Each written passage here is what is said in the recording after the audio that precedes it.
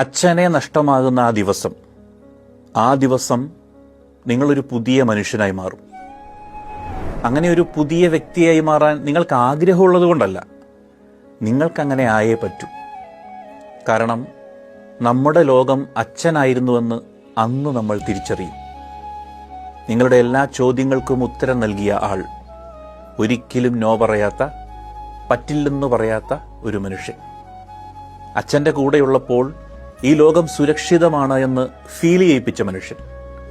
ആ മനുഷ്യൻ പോയി. അത് സത്യമെന്ന് തിരിച്ചറിയാൻ ഏറെ നാളെടുക്കും. പെട്ടെന്ന് നമുക്ക് തോന്നിത്തുടങ്ങും ഈ ലോകം അല്പം വലുതാണെന്ന്. ഒരിക്കലും പിടികിട്ടാത്തൊരു സ്ഥലം പോലെ നമുക്ക് ഈ ലോകം ഫീൽ ചെയ്യും.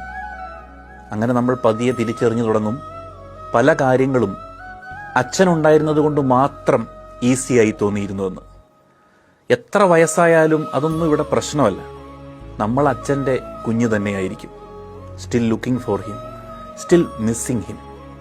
നമ്മൾ കൊതിയോടെ ആഗ്രഹിക്കും അച്ഛനോടൊപ്പമുള്ള ഒരു അവസാന സംസാരം, ഒരു യാത്ര, അങ്ങനെ എന്തൊക്കെയോ.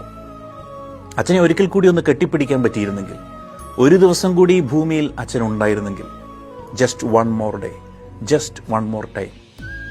അച്ഛനെ നഷ്ടമാകുന്ന ആ ദിവസം ഇതെല്ലാം നമ്മൾ തിരിച്ചറിഞ്ഞു തുടങ്ങും.